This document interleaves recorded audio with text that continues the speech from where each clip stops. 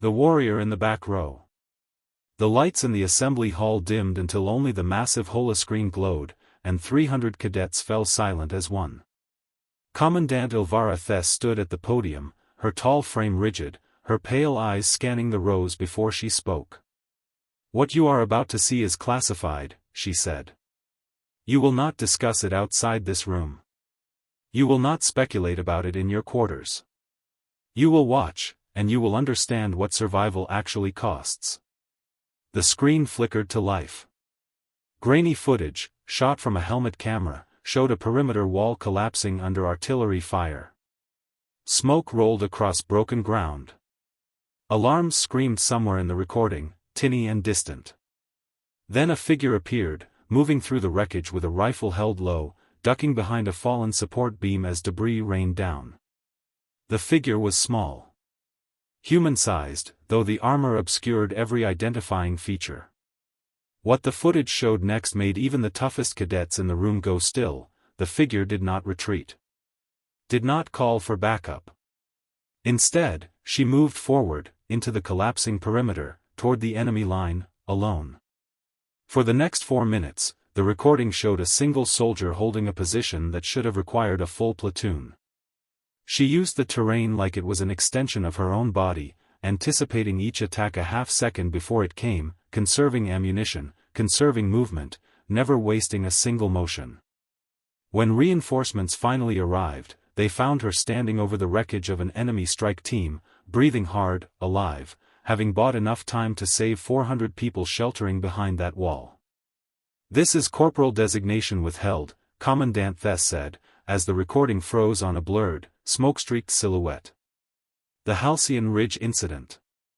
"We do not know this soldier's current posting. We do not know her full capabilities. What we do know is this: do not assume a quiet soldier is an inexperienced one." A murmur rippled through the hall. In the third row, a karate cadet named Rin Sable leaned toward his neighbor and whispered something that made 2 others snicker. Near the front, a Dravani cadet's secondary arms twitched with visible unease, his 4 eyes blinking out of sync in a display of nervous energy unique to his species. In the very back row, half hidden behind a broad-shouldered Voth recruit, a human woman sat with her hands folded in her lap and her eyes fixed on a point somewhere just past the screen. She did not gasp. She did not whisper. She simply watched the footage end, watched the lights come back up, and reached for her data tablet as though nothing at all had happened. Her name was Elena Voss, and she had spent 4 months at Thessari Combined Academy making absolutely certain that no one looked at her twice. "You're doing the thing again," said Tarnek Asu, dropping into the seat beside her as the cadets filed out. He was Dravani, 6-limbed, with skin the color of weathered bronze and a habit of using his upper arms to gesture while his lower arms carried things, an efficiency Elena privately admired. "The staring at nothing thing. You did it during the docking simulation too." "I was thinking," Elena said. "About the soldier in the footage? About lunch." Tarnek made a sound that on his species passed for a skeptical laugh, 3 clicks in rapid succession. "You are the worst liar I have ever trained with, and I once shared a barracks with a karate who tried to convince our instructor that he hadn't eaten the entire squad's rations by claiming a malfunction in his digestive processor."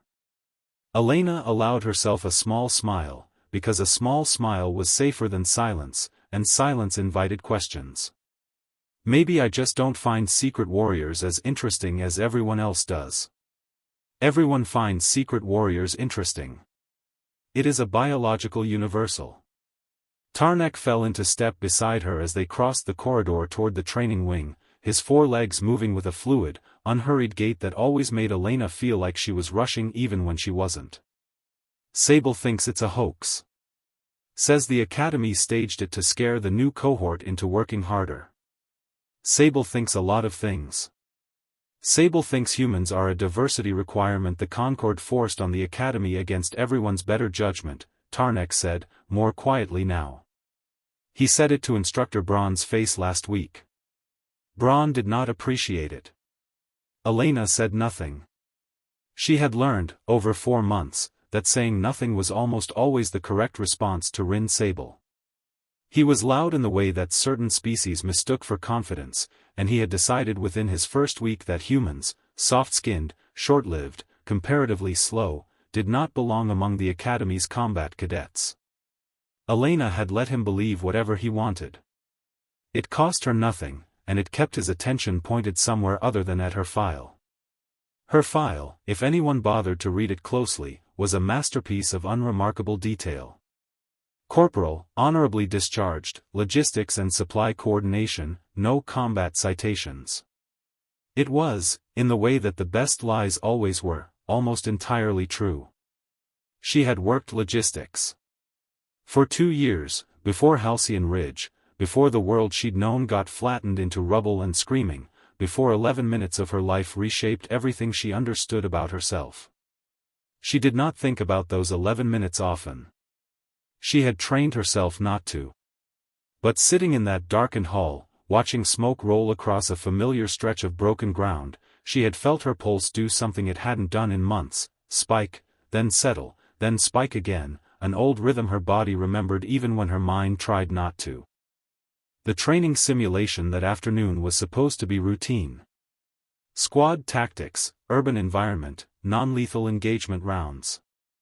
Elena's squad, herself, Tarnek, 2 Voth siblings who communicated mostly through grunts and shoves, and a Dravani tactician named Io who had memorized every field manual ever published and trusted none of his squad mates to deviate from them, filed into the simulation deck as the room reconfigured itself into the skeleton of a derelict station.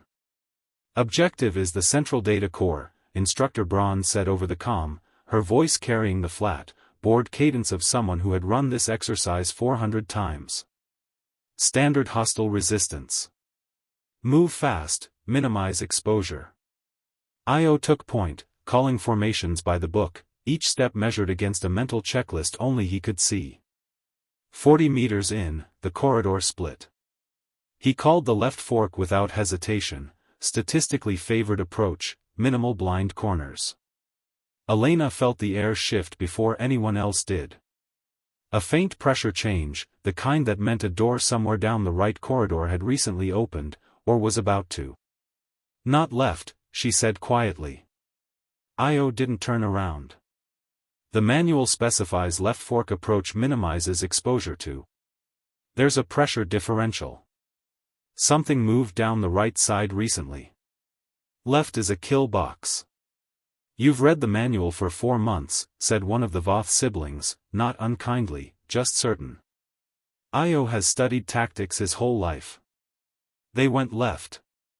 9 seconds later, the corridor lit up with simulated weapons fire from a concealed position, and the squad's casualty counters chimed in unison, all except Elena, who had hung back exactly far enough to avoid the kill zone, and Tarnek, who had hesitated at her tone and followed half a step behind her instead of the group. Squad eliminated, Braun's voice said, edged with something that might have been curiosity. Cadets Voss and Asu, survivors. Exercise terminated. In the debrief, no one quite met Elena's eyes. Io recalculated his formation logic out loud to no one in particular. The Voth siblings grunted at each other in what was probably an argument about blame. How did you know? Tarnek asked as they filed out, his voice low. I didn't know, Elena said. I noticed. There's a difference. She did not mention that the difference had been carved into her on a station that no longer existed. In 11 minutes she still dreamed about more nights than she cared to admit. She simply walked back toward the barracks, shoulders relaxed, expression carefully unremarkable, one more quiet human in a long line of cadets nobody bothered to watch. But Instructor Kaylee's Braun was watching.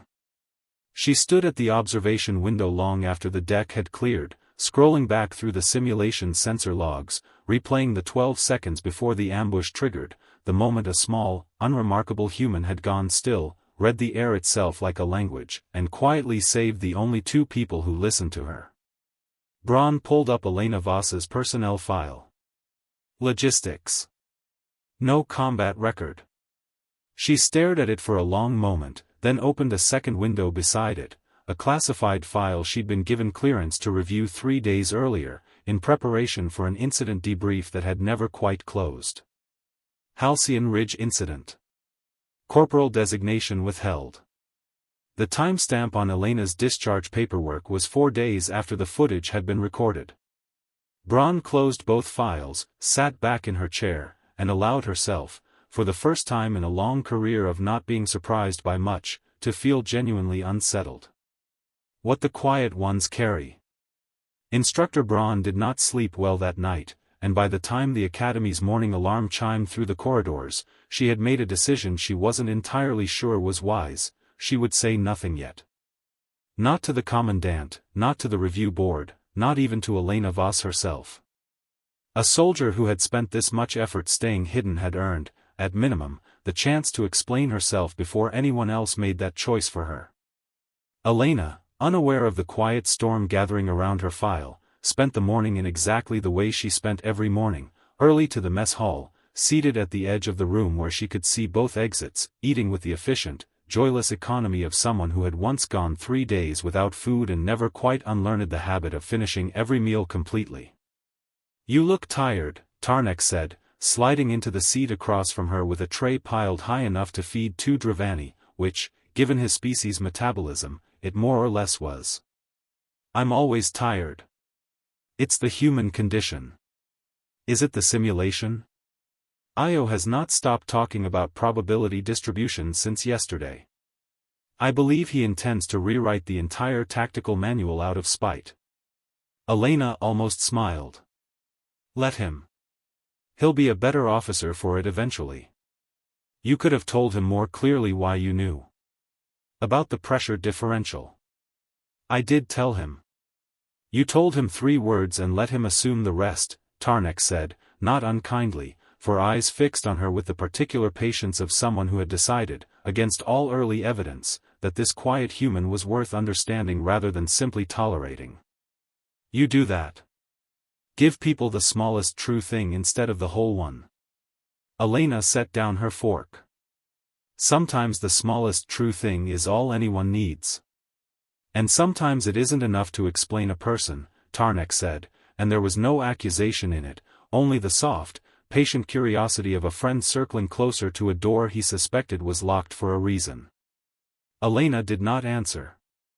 She didn't have to, because at that moment every comm panel in the mess hall shrieked to life at once, and the calm, ordinary rhythm of the morning shattered. "All cadets to lockdown positions. This is not a drill. Unidentified vessel has breached outer docking clamps at Bay 7. All non-combat personnel proceed immediately to shelter."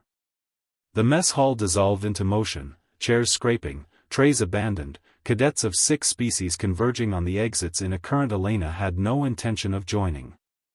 She was on her feet and moving before the second alert even finished playing, her mind already sorting the layout of the station into distances and angles, the way it had sorted a burning perimeter wall 2 years and 1 lifetime ago. "Elena," Tarnek started, already half risen from his seat.